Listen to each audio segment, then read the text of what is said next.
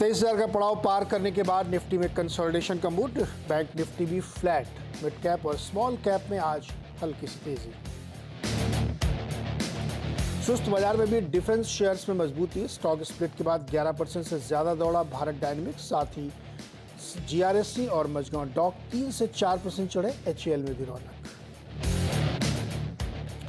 Speciality chemical manufacturing और marketing के लिए आरती इंडस्ट्रीज और यूपीएल ने मिलाया हाथ।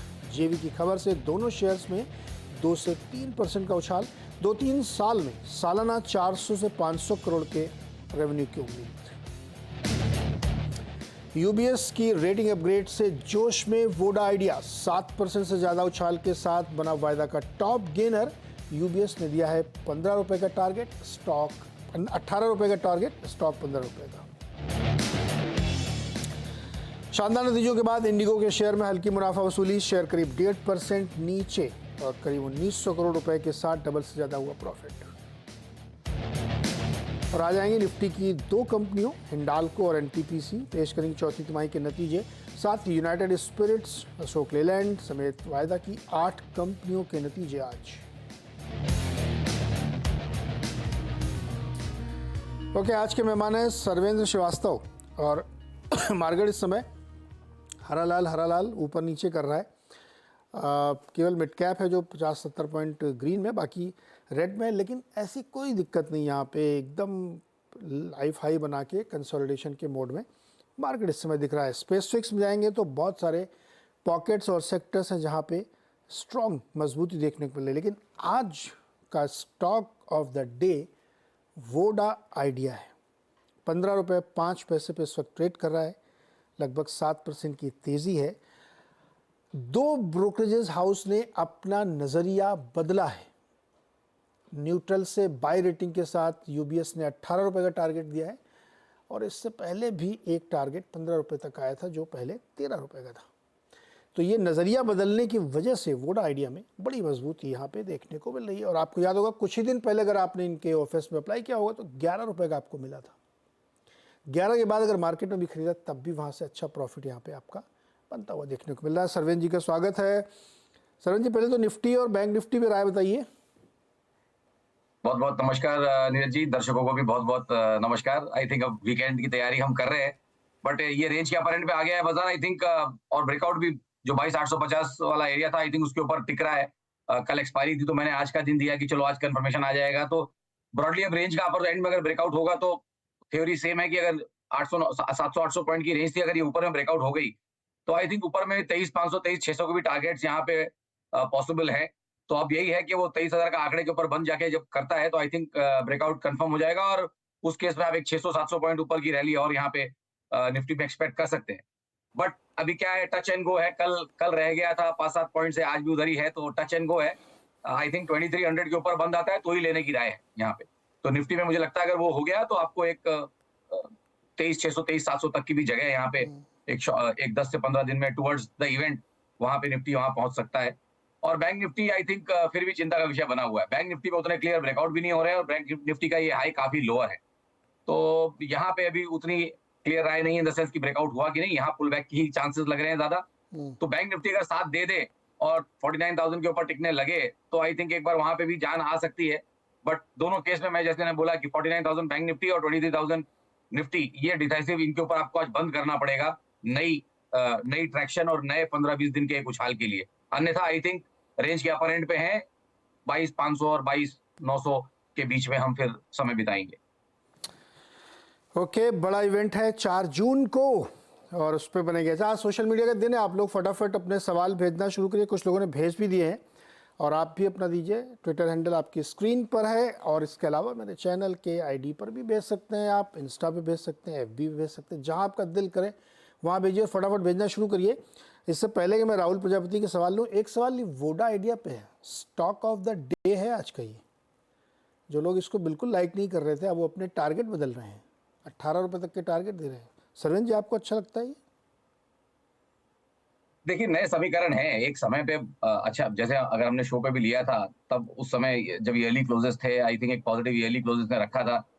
2020-21 में 2 बार पॉजिटिव ईयरली क्लोज रखे तो हमें लगा था कि वहीं से चल जाना चाहिए था और वो जो वहीं से चलना चाहिए था, लेकिन चला नहीं है। 3-4 साल इसने यहाँ तकलीफ दी है। अब देखिए नए डेवलपमेंट्स हैं, तो यहाँ पे भी मुझे लगता है जब तक आप 18-40 का जो डबल टॉप आपने अभी बनाया था पीछे, अब इस रिपोर्ट का मैं क्या करूँ, अगर ₹15 का ही टारगेट दिया और ₹15 पे ही चल रहा है, तो फिर वो रिपोर्ट का नहीं, मुझे उतना 18 का, जी, 18 का जी। टारगेट। हाँ, एक तो 18-40 अभी जाके आया था, तो हाँ, एक 2-3 रुपए और चल सकता है, बट उसके बियॉन्ड अब क्या होगा, वो 18-40 का एक डिसाइसिव ब्रेकआउट हो जाए तो समझ में आएगा। और मुझे इसने निराश किया है इतने दिनों में, इसको अब तक चल जाना चाहिए था। तो अब देखते हैं इन नए डेवलपमेंट्स के साथ अगर चलता है तो हम भी फिर कोई और स्ट्रॉन्ग व्यू बनाएँगे, बट फिलहाल लगता है कि 18-40 के ऊपर जाना ज़रूरी है, क्योंकि वो बेस्ट ऑफ द न्यूज़ था। और अब ये और अच्छी अगर न्यूज़ कोई आती है, तो हुँ। 18-40 का ब्रेकआउट होना चाहिए, उसके बाद ही नए समीकरण निकलेंगे, अन्यथा 12-18 यही रेंज रहेगी ट्रेडिंग, और उसी में ट्रेड करते रहेगा। ओके, जब 18 पहुंचेगा तो फिर नई रिपोर्ट्स आएंगी। आएंगी तो किस तरह की आएंगी, ये हम लोग नज़र बना रखेंगे। अभी एक प्लेट दिखाई दी डॉक्टर साहब ने, दोबारा दिखाई कितना रिटर्न इसने पिछले 1 साल में बना के दिया है।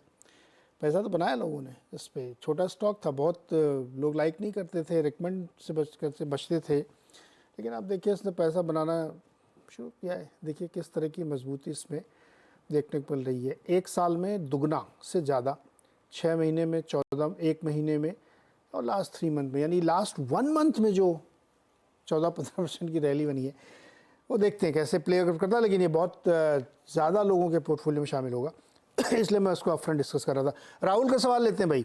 आरसीएफ 1921 शेयर हैं ₹102.50 पर, और जीएसएफसी 1161 शेयर्स हैं ₹158.50 पर। क्या करना चाहिए? देखिए पहले आरसीएफ इनका ले लेता हूँ। यहाँ मुझे लगता है कि पीछे जो हमने अभी हाई रखा है वो बहुत क्रूशियल हो गया, और ये अब पुल बैक जोन में ही है। पिछला हाई इसका 187 के आसपास जो मुझे दिख रहा है, वो 187 190 के आसपास, आई थिंक उसके पुल बैक जोन में ही है। तो 170 175 आई थिंक मुझे टारगेट्स ये अभी फिलहाल के लिए लग रहे हैं। तो उन टारगेट्स के आसपास चाहे तो दोबारा राय ले लें, या अन्यथा इवेंट के आसपास आया है तो थोड़ा 1/3 या हाफ कुछ मुनाफा बुक करें, तो रिमेनिंग स्टॉक्स की कॉस्टिंग बहुत कम हो जाएगी, और उसके बाद ट्रेड में बने रह सकते हैं। बट फिलहाल राय तो यही है कि उछालों में 175 के आसपास दोबारा एक बार राय लें, या वहां पे थोड़ा प्रॉफिट बुक करें। और जहां और तक रही जीएसएफसी की बात, जी, जहां तक रही जीएसएफसी की बात, यहाँ पे भी यही है। देखिए काफी ये पूरे स्पेस में काफी न्यूज रही, काफी अच्छे चले थे, लेकिन ये जो 300 से 200 का ये फॉल आया है, ये मुझे बिल्कुल अच्छा नहीं लग रहा, इन द सेंस कि ये पॉसिबली पिछले जो लोज हैं 200 के आसपास, इनको कभी चैलेंज कर सकता है। तो राय यहाँ पे भी रहेगी कि उछालों में थोड़ा मुनाफा बांधने का ध्यान रखें, यहाँ पे भी टुवर्ड्स 255 260 अगर आता है तो थोड़ा मुनाफा बांधें। ओके, कविता का सवाल लेते हैं। कविता ने व्हील्स इंडिया के 750 शेयर, ₹750 पे 100 शेयर ले रखे हैं। क्या राय बनती है इसमें? ठीक किया इन्होंने?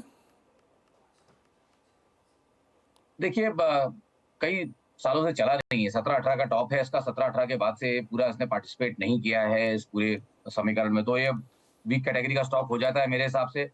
बहुत ज्यादा उम्मीदें मैं नहीं लेके चलूंगा यहाँ पे। मैं जब तक क्लैरिटी नहीं होती, मैं यही सोच के चलूंगा कि भाई उछाल है, और उछाल में आपको ये एक बार तकरीबन 790 800 के टारगेट्स मिल सकते हैं। तो अगर उन टारगेट्स के लिए बने रहना चाहते हैं तो बने रहें। ₹700 के नीचे एक स्टॉप लॉस, 694 पे एक स्टॉप लॉस भी लगा के रखें। ओके, लखनऊ से रोहित का सवाल लेते हैं। इन्होंने पेट्रोनेट एलएनजी के 5000 शेयर्स ले रखे हैं ₹230 के एवरेज प्राइस पे। 1 साल से ज़्यादा ये होल्ड कर सकते हैं। क्या पैसा बनेगा इसमें? देखिए 12 महीने प्लस का अगर व्यू है तो डेफिनेटली अभी बने रहना चाहिए।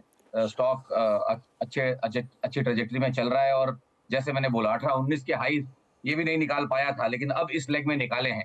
तो अगर आज के इस साल में निकाले हैं तो मान के चलेंगे कि भाई देखिए सेटअप्स अभी अच्छे बने हुए हैं, तो ट्रेड में बने रहिए, बट ट्रेलिंग स्टॉप लॉस का इस्तेमाल करते रहिए। और मेरे हिसाब से इस समय जो स्टॉप लॉस आपको लगाना चाहिए वो तकरीबन 284 के नीचे आप एक स्टॉप लॉस मेंटेन करके चलें। 290 का एक ब्रेकआउट हुआ था, उसके जस्ट नीचे 284 पे एक स्टॉप लॉस लगा के चले। ओके, शहनवाज अंसारी, इनके पास जेबीएम ऑटो के 60 शेयर हैं, 1830 के प्राइस पे लिए हैं। होल्ड कर सकते हैं साल 2 साल, 1-2 साल, 1 साल 2 साल जेबीएम ऑटो? देखिए ये काफी चला हुआ शेयर है। यहाँ पे भी मेरा थॉट यही रहेगा कि जिस तरह के इसके क्वार्टरली के सेटअप्स बने हैं अभी फिलहाल, जब तक ये अपना पिछला हाई नहीं निकाले था 2480 2428 का, तब तक नए समीकरण नहीं बनेंगे। बट यस, बाउंस में इनको एक बार 2150 2200 के रेट्स मिल सकते हैं। वहां पे मेरे हिसाब से दोबारा राय ले एक बार, और उस समय समझेंगे कि इसको होल्ड रखना है कि निकलना है। ओके, कृति जायसवाल केमिकल में पैसा लगाना चाहती हैं। जी। 2 शेयर इन्होंने चूज़ किए हैं, टाटा केमिकल या दीपक नाइट्राइट, किस पे लगाएं? देखिए दोनों ही काफ़ी आई थिंक दोनों ही काफ़ी चले हुए शेयर्स हैं पीछे से और थॉट मेरा यही रहेगा, जो भी नया मुझे पूछ रहा है, मेरा थॉट यही है कि जब आप 24 तारीख तक रुक गए हैं, तो 4 तारीख तक 10 दिन और रुक जाइए और फिर देखते हैं, फिर एक क्लियर कॉल एक आई थिंक एक बहुत बेहतर और बढ़िया कॉल निकल के आएगा अगर बाज़ार को कुछ भी करना है। 12-18 महीने की अवधि में नया क्या चालू होने वाला है, ऊपर या नीचे, आई थिंक 10 दिन वेट कर लेने में कोई प्रॉब्लम नहीं है। अगर ये हम डिसाइड कर पाएँ कि अब जहाँ से 1500-2000 पॉइंट ऊपर या नीचे का अगर ट्रेड ले पाएँ, तो आई थिंक उसके लिए 10 दिन रुकना चाहिए। सर्वेंद्र, दीपक नाइट्राइट वो 3 साल से अंडर परफॉर्म कर रहा है, कहाँ जी। चला है? तो चला ही नहीं बिल्कुल। नहीं, डार्लिंग रहा है और बहुत चला हुआ है पीछे से, बहुत चला हुआ है पीछे से, डार्लिंग रहा है एक ज़माने में और अब आई थिंक यहाँ पे मैंने बोला कि नए के लिए इनको रुकना चाहिए, मेरा ऐसा मानना है। नया अगर करना है तो रुकें। कंसोलिडेशन के लिए कितना टाइम पीरियड चाहिए होता है? देखिए बेस तो अच्छा बनाया है, मैं ना नहीं बोल रहा हूँ, बट जैसे इन्होंने सवाल जब नया वर्ड डाल दिया उसमें कि नया इनको निवेश करना है, तो आई थिंक थोड़े नीचे के स्तर आ सकते हैं मेरे हिसाब से। अगर थोड़ा पेशेंस से रखेंगे तो मुझे लगता है कि टुवर्ड्स 2100 इनको अगर मिल जाए, उसके आसपास इसने बेस बनाया है, 2021 पे बेस बना रहा है, अगर वहां पहुंचे तो रिस्क रिवॉर्ड बेहतर हो जाएंगे। तो इवेंट के साथ या इवेंट के आगे पीछे अगर उस स्तर में आता है तो आप एक बार डेफिनेटली देख सकते हैं, बट मेरी राय यही है कि 10 दिन वेट कर लें, सबको मैं यही बोल रहा हूँ, खाली इनको नहीं। वहां से क्लैरिटी आ जाएगी। काम करते हरीश, वक्त आपको स्टॉप लॉस लगाते वक्त डर नहीं लगेगा। जब आप स्टॉप लॉस लगाएंगे और कोई ट्रेड लेंगे तो आप स्टॉप लॉस लगाएंगे, स्टॉप लॉस लगाते का आपको डर नहीं लगेगा कि भाई 10 दिन बाद क्या होने वाला। ओके, हरीश मेहता ने एचएल पे सवाल पूछा है। 200 शेयर है इनके पास 2175 के भाव पर, क्या प्रॉफिट जी। बुक करना चाहिए? देखिए काफी चला तो है और ये पिछले 1-1.5 साल से बहुत आउट परफॉर्मेंस रही है। इंडेक्स के साथ जब आउट परफॉर्म करके चल रहा है तो मैं थॉट यही लेके चलता हूँ कि भाई अगर आप चाहें तो ट्रेलिंग स्टॉप लॉस का यहाँ इस्तेमाल करें। बेस्ट स्ट्रेटेजी ऐसी केस स्टडीज में यही रहती हैं। मेरे हिसाब से पिछला जो लेवल मुझे अच्छा दिख रहा है वो तकरीबन 4600 के आसपास दिख रहा है। 4600 के आसपास एक रेड बार दिख रहा है कहीं, तो 4600 के नीचे कहीं स्टॉप लॉस रखें और फिलहाल मेरे हिसाब से ट्रेड में बने रहें, क्लोज टू द इवेंट दोबारा एक बार राय ले लें या थोड़ा मुनाफा मान लें। बंधन द्विवेदी टेक्समैको रेल के शेयर इन्होंने खरीदे हैं 204 पे, 5-7 साल का नजरिया है। 5-7 साल का नजरिया आई थिंक यहाँ पे लेना थोड़ा अभी प्रीमेच्योर होगा, क्योंकि स्टॉक काफी चला हुआ है। आप भी देखिए कि ये स्टॉक तकरीबन 15-20 रुपए चला करता था। 15 रुपए वाली चीज अगर आपको 200 रुपए तक जाके आई है ऊपर में, तो अब यहाँ से नया और 5 साल आउट परफॉर्मेंस आएगा, ऐसा प्रोबेबिलिटी कम हो जाती है। नॉट दैट कि हो नहीं सकता, बट प्रोबेबिलिटी मेरे हिसाब से 5-10% ही है कि आउट परफॉर्म करेगा। इससे बेहतर, जैसे अभी हमने डिस्कस किया कि काफी सारे स्टॉक हैं जो 2.5-3 साल का कंसोलिडेशन करके मिल रहे हैं, तो इवेंट के बाद उस लिस्ट में से पिक करेंगे, ना कि इस लिस्ट में से। तो आई थिंक यहाँ मुझे लगता है कि कहीं थोड़ा मुनाफा भी इनको आधा बांधना चाहिए और आधे में खड़े रहें। सरवेंद्र जी, आप 4 तारीख का यानी इवेंट, बड़े इवेंट का जिक्र बार बार कर रहे हैं। मुझे एक सवाल है आपसे जी कि इस समय जो भी मार्केट का सेटअप है वो चार्ट के थ्रू या स्टैट्स के थ्रू या सेंटिमेंट के थ्रू या जो लोग फंडामेंटल ट्रेड करते हैं उनके थ्रू ये कुछ बता रहा है कि बिल्कुल अभी अंधेरे में खड़ा है मार्केट, कुछ पता ही नहीं उसको? नहीं, देखिए नीरज जी, बहुत खड़ा तो बहुत अच्छी जगह है। मतलब हमने जो जनवरी में सेटअप दिखाए थे, जो हमने आवाज अड्डा में सेटअप्स दिखाए थे अड्डा में, तो उसमें आप देखिए जो पैटर्न बना था, उस पैटर्न में एक थोड़ा सा कैच ये रह जाता है, जब ट्रेंड अप होती है तो पैटर्न शिफ्ट होते हैं। तो अगर आप हर मंथ में व्यू लेते हैं तो आपको एक नया स्टॉप लॉस मिलता है, क्योंकि 60 पॉइंट 70 पॉइंट से पैटर्न बढ़ रहा है। तो हमने इनिशियली जो 22,650 से सोचा था जनवरी में कि हम स्टॉप लॉस लगा के चलेंगे, वो आते आते अभी वो लेवल ऑलमोस्ट 22,850 22,900 पे ही पहुंचा है, यहीं पे पहुंचा हुआ है। तो आप 50-100 पॉइंट किसी लेवल से जब ऊपर नीचे होते हैं 30,000 के लेवल पे, तो उसको आप बोलते हैं विपसॉ। तो उन्हीं लेवल्स के आसपास है, कोई समीकरण लार्जर पिक्चर में बिगड़े नहीं है। तो नया रिस्क रिवॉर्ड निकालने के लिए आपको डिसाइसिव ब्रेकआउट करने पड़ेंगे, which is price and volume led. वो नहीं दिख रहा अभी तक। तो वो हम वही कह रहे हैं कि 23,000 23,100 के ऊपर वो decisive price volume led breakout होता है, तो आप 2,000 पॉइंट ऐड करेंगे कि नीचे 2,000 पॉइंट की रेंज 20,000 से लेके 22,000 की रेंज बना के आया है 23,000 की, तो आप ये बोलेंगे कि भाई ये रेंज ऊपर ऐड होगी, तब ऊपर के बड़े टारगेट्स निकलेंगे। अन्यथा आप उस लाइन पे ही हैं, आप नीचे आ सकते हैं। तो आप हैं, you are on razor's edge. Event भी है और वैसे भी आप रेजर्स एज पे हैं। आप मौका देंगे तो दोबारा वो चार्ट मैं आपको भेजूंगा, आप देखिए। नहीं, एक सवाल और जी तो सवाल ये है कि क्या मार्केट को अभी भी इस बात का डर है? देखिए एब्सोल्यूट टर्म में दुनिया में किसी कुछ नहीं पता होता है, वो इवेंट के बाद पता चलता है। लेकिन जी अंदाजे आदमी लगाता है, चार्ट भी आप लोग देखते हैं तो ब्रेकआउट ढूंढते हैं, पता करते हैं कि इस लेवल पे बाई, इस लेवल पे सेल होना चाहिए। क्या मार्केट को अभी भी इस बात का कोई बड़ा डर बना हुआ है कि साहब कुछ भी हो सकता है मार्केट में, ऐसा है क्या? नहीं, भाव ऐसा नहीं बता रहे। जिस तरह का यूफोरिया है, पीपल आर वेरी श्योर कि यही सरकार लौट के आने वाली है, तो इसमें तो कहाँ डाउट है। बाजार 50 ऑल टाइम हाई पे खड़ा है, तो 23,000 का आंकड़ा करके खड़ा है। बैंक निफ्टी 50,000 के दहलीज पे खड़ा हुआ है। और एक 2 दिन का भी ढंग का करेक्शन, 4 दिन का भी अच्छा करेक्शन आता नहीं है, कहीं भी नीचे स्टे नहीं करता है बाजार। तो कहाँ, I think people are very very convinced. यहाँ लोगों को एकदम क्लैरिटी है कि यही रिपीट होने वाला है, कंसेंसस है। और ये ध्यान रखिए कि कंसेंसस में ही एक्सीडेंट होते हैं, ये मेरा मानना है। अभी इस बार होगा कि नहीं होगा, मुझे वो मैं बिल्कुल नहीं बोल रहा हूं। मैं कह रहा हूं किसी भी स्टॉक में जब जरूरत से ज्यादा कंसेंसस बन जाता है, ओनली बायर्स, जब कोई सेलर बचा ही नहीं है, उसके बाद स्टॉक कहां जाएगा? सारे जिसको बाय करना था बाय कर लिया, अब कोई बचा ही नहीं है। तो कहने का मतलब ये है कि इतनी बड़ी, आई थिंक क्लियर कंसेंसस है यहाँ पे कि सेम सरकार आ रही है। बाजार के प्राइस तो वही बता रहे हैं। ओके, चलिए अगला सवाल लेते हैं। सत्या का, पॉलीप्लेक्स के 500 शेयर इनके पास 1600 के भाव के, लॉन्ग टर्म के लिए कैसा लगता है? जी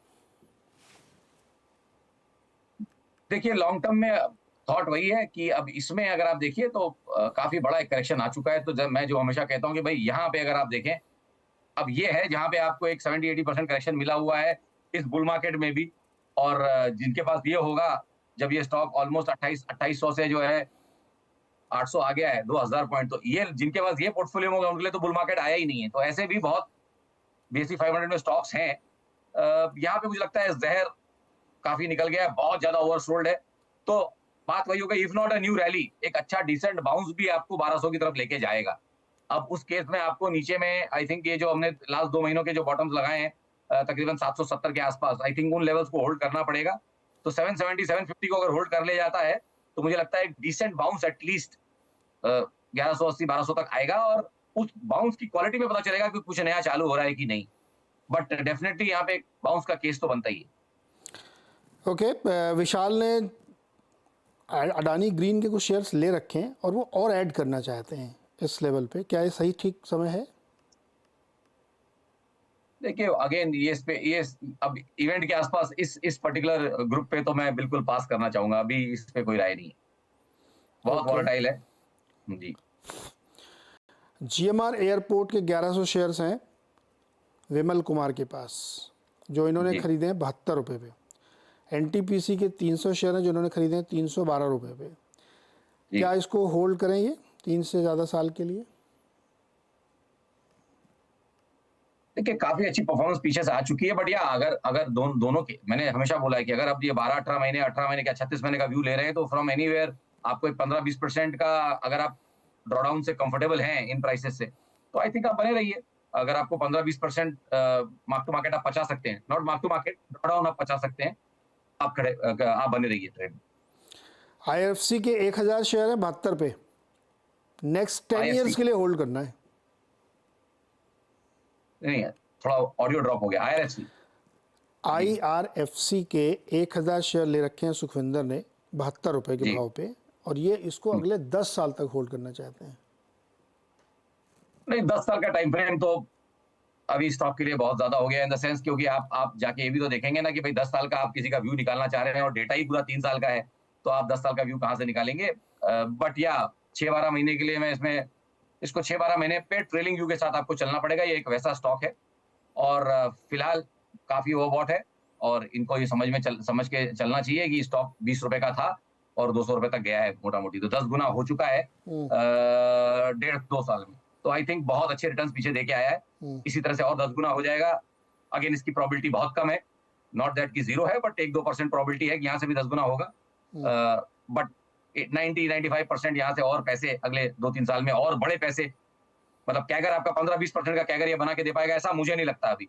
तो मेरे हिसाब से तो थोड़ा मुनाफा मानना चाहिए। ओके, दीपराम चाहर ने SBI ले रखा है 493 पे और NBCC ले रखा है 118 पे, क्या करना चाहिए अभी?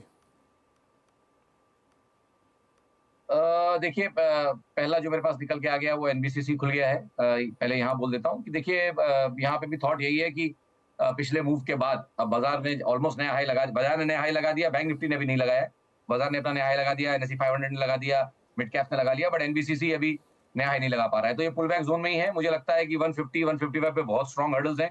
ये मैं 3 से 6 महीने के लिए बोल रहा हूँ और मुझे लगता नहीं कि जब तक 160 का डिसाइसिव ब्रेकआउट होगा तब तक नए टारगेट्स यहाँ पे निकलेंगे। तो आई थिंक अगर पैसा बन रहा है तो थोड़ा मुनाफा बांधे यहाँ। और स्टेट बैंक में? स्टेट बैंक तो देखिए हमारे टारगेट्स आ गए थे, हमने जब उसको 830 850 के टारगेट्स थे वो सारे आ चुके हैं, तो यहाँ पे भी कोई नए समीकरण अभी नहीं निकल रहे हैं कि मैं इनको नए टारगेट्स कुछ दे दूं। ऑन माई टारगेट्स है तो नया कोई व्यू नहीं है यहाँ। अच्छा, श्रीकांत महापात्रा के पास हैप्पीएस्ट माइंड के 1460 वाले शेयर हैं 30, जिसमें इनको नुकसान हो रहा है, क्या करें? कैसे क्या लग रहा है आपको, नुकसान कवर होगा? देखिए पैटर्न तो बहुत बढ़िया बना रहा है और इनके लिए जो इनके लिए सिल्वर लाइनिंग है या जो इनके लिए गुड न्यूज है वो है कि 2022 के बाद से, जून 2022 के बाद से यहाँ पे बाजार ने भी बॉटम बनाया था, वहां पे जो उसने अपना बॉटम रखा था तकरीबन 750 के आसपास राउंड फिगर, उस बॉटम को रिलीजियसली लास्ट 2-2.5 साल से होल्ड कर रहा है, विच मीन्स वहां पे बाइंग है। इतना बड़ा 2-2.5 साल के पीरियड में अगर आप किसी स्टॉक को कहीं रोक देते हैं मतलब वहां पे डिलीवरी बेस्ड बाइंग है। तो जब तक उसका साथ है आई थिंक ट्रेड में बने रहे। 750 के नीचे जब तक डिसाइसिवली बंद नहीं करता सपोर्ट आते रहेंगे। थोड़ा टाइम लग जाएगा, पैटर्न लंबा है, बट इतने बड़े पैटर्न्स बनते हैं तो इनके नेट रिजल्ट्स भी बहुत अच्छे आते हैं। ब्रेकआउट जब होगा तो बहुत फास्ट चलेगा। अब ब्रेकआउट कब होगा वो मुझे नहीं मालूम, बट जब होगा बहुत फास्ट चलेगा, बने रहें ट्रेड में। फिनोलेक्स केबल देखिए नजर गई हो आपकी, 16% ऊपर है आज, 1330 पे ट्रेड कर रहा है। दम है इसमें तेजी में? देखिए अब आई थिंक कुछ डेफिनेटली इतना चलने के लिए इसमें कुछ न्यूज आया होगा, मतलब कुछ रिजल्ट या समथिंग समथिंग कुछ तो इसमें है। मुझे वो चीज अभी वो हैंडल मुझे पकड़ में नहीं आ रहा है, बट थॉट यहाँ पे भी यही है कि काफी अच्छा रिटर्न आया हुआ है स्टॉक में और जिनके पास है वो बने रहे क्योंकि स्टॉक अभी भी नए हाईज रख रहा है बाजार के साथ। तो ट्रेलिंग स्टॉप लॉस के सारे बने रहे। नया तो यहाँ पे रिस्क रिवॉर्ड नहीं निकलेगा, बट अगर किसी के पास है तो आई थिंक 1200 रुपए के नीचे एक ट्रेलिंग स्टॉप लॉस बना के ट्रेड में बने रहना चाहिए। ओके और इस बीच stock of the day Voda Idea 9% से ज़्यादा ऊपर हो गया। अब उसका भाव हो गया 15 रुपये 40 पैसे, 1 रुपये 30 पैसे ऊपर है आज यही स्टॉक रैली बचा रहा है। सरवन जी बहुत बहुत शुक्रिया जुड़ने के लिए, बातचीत करने के लिए, दर्शकों की मदद करने के लिए। और छोटा सा एक ब्रेक के बाद खिलाड़ी नंबर 1।